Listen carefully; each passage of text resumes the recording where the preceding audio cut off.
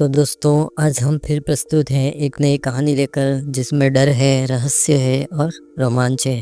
तो आइए दोस्तों अपने कहानी के इस सफ़र में रामनगर गांव के किनारे पर स्थित पुराना सरकारी भवन सुना पड़ा था। दीवारों पर उखड़ी हुई पेंट, टूटी खिड़कियां और जंग खाए ताले उसकी वीरानी का सबूत दे रहे थे। यह भवन कभी ब्लॉक ऑफिस था जहां फाइलों के ढेर और सरकारी कामकाज चलते थे, लेकिन 15 साल पहले यहाँ जो हुआ उसने इसे अभिशप्त बना दिया। कहानी वही पुरानी थी। अकाउंट सेक्शन के अधिकारी रघुनाथ सिंह की अचानक मौत हो गई। कहा गया कि उसने खुदकुशी की, पर किसी ने नहीं देखा। अफवाहें फैली कि रघुनाथ को सरकारी घोटाले में फंसाकर मारा गया। कुछ लोग कहते हैं उसकी आत्मा अब भी कमरे में भटकती है। जब केस की फाइल भी रहस्यमय तरीके से गायब हो गई तो प्रशासन ने पूरा भवन सील कर दिया। ताला लग गया। दीवार पर लाल अक्षरों में लिखा गया, प्रवेश वर्जित, सरकारी आदेश। समय बीता, लेकिन भवन को देख लोगों की रीढ़ में सिरहन दौड़ जाती। गांव के बच्चे वहां खेलने तक नहीं जाते। कहा जाता था कि रात को कमरे की खिड़की से कोई हल्की रोशनी दिखती, पर कौन हिम्मत करे जांच करने की। फिर आया नया मोड़। पंचायत ने फैसला लिया कि भवन तोड़ा जाएगा क्योंकि वहाँ नया पंचायत घर बनाना है। अरविंद, जो हाल ही में शहर से लौटा था, इस फैसले से खुश था। वह इन अंधविश्वासों पर हंसता था। उसने दोस्तों से कहा, भाई ये सब दिमाग का खेल है, भूत कुछ नहीं होता। कल देखना कमरे में सिर्फ धूल निकलेगी। अगले दिन तोड़फोड़ शुरू हुई। सीमेंट के टुकड़े गिरते ही कमरा खुलने लगा, लेकिन जैसे ही पहली दीवार गिरी मजदूरों को कुछ दिखा। एक पुराना स्टील का लॉकर, जंग लगा हुआ। उसके पास मिट्टी में दबी एक कागज की चिट्ठी। मजदूर ने चिट्ठी उठाई। उस पर ताज़ा खून के निशान थे और लिखा था, मुझे बाहर मत निकालो, मैं अभी भी यहाँ हूँ। मजदूर डर के मारे पीछे हट गए। भीड़ जमा हो गई। सबकी आंखें फटी की फटी रह गई। खून ताज़ा था, जबकि कमरा 15 साल से बंद था। पंचायत ने तुरंत काम रोक दिया, पुलिस को बुलाया। रात तक कमरे को किसी ने हाथ नहीं लगाया, लेकिन उसी रात अरविंद अपने दोस्तों के साथ फिर वहां पहुंचा।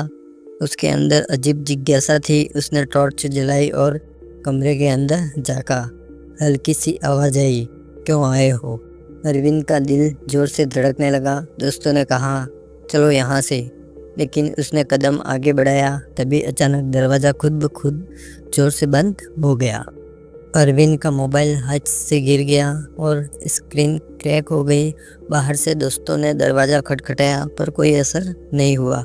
अंदर गुप्त अंधेरा था, सिर्फ दीवारों पर जमा नमी की बदबू और किसी के होने का एहसास।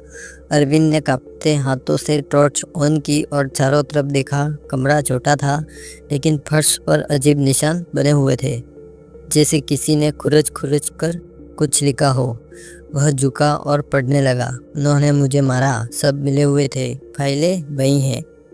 हर कोने में यही इसी तरह के वाक्य थे, मानो मरने से पहले किसी ने पूरी ताकत से सच लिखने की कोशिश करी हो। अचानक लॉकर पर उसकी नज़र गई। लॉकर आधा खुला हुआ था और उसमें कुछ फाइलें दिख रही थी। अरविंद ने उसे खोलने की कोशिश की। तभी लॉकर के पीछे कुछ हिला। वह जम गया। धीरे धीरे उसने टॉर्च का फोकस किया।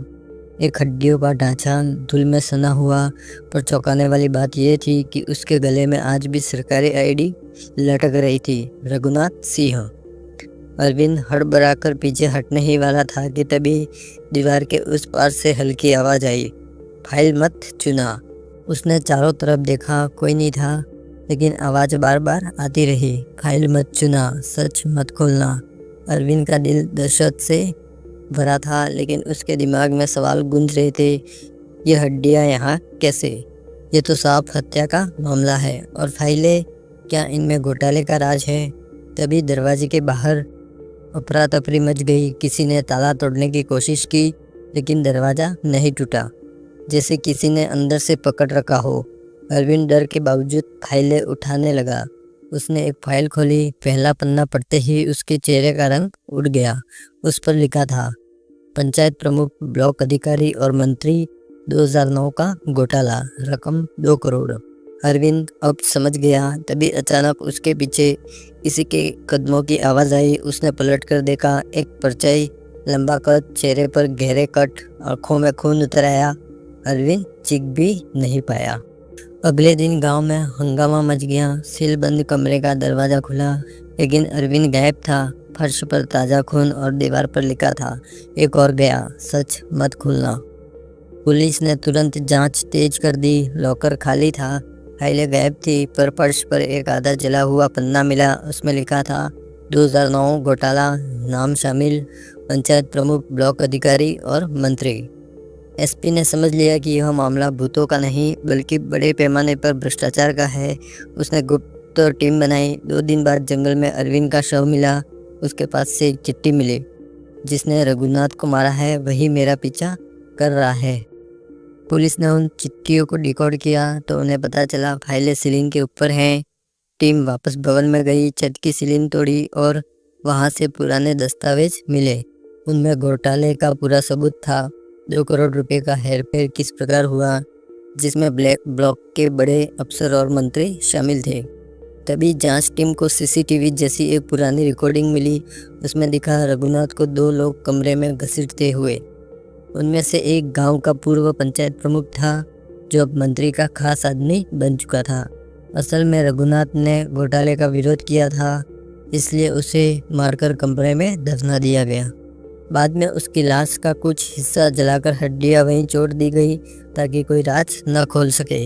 एसपी ने योजना बनाई और पूरे गिरोह को ट्रैक किया। 1 हफ्ते में मंत्री, ब्लॉक अधिकारी और उनके गुर्गे गिरफ्तार कर लिए गए। गांव में खबर फैली, भूत नहीं था, ये इंसानों का खेल था। कमरा फिर खोला गया। दीवारों पर लिखे शब्द देखकर सब सन्न रह गए, धन्यवाद, सच बाहर आ गया। अरविंद की मौत ने केस को नई दिशा दी। उसे मरा हुआ हीरो माना गया। सरकार ने उस भवन को गिराकर वहां अरविंद स्मृति भवन बनाने का ऐलान किया।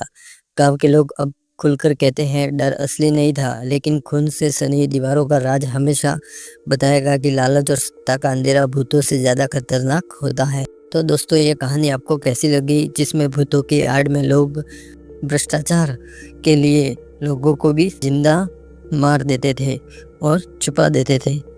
तो दोस्तों, इस प्रकार की कहानियों के लिए हमारे चैनल को सब्सक्राइब करें, वीडियोस को लाइक करें और ज़्यादा से ज़्यादा शेयर करें। धन्यवाद।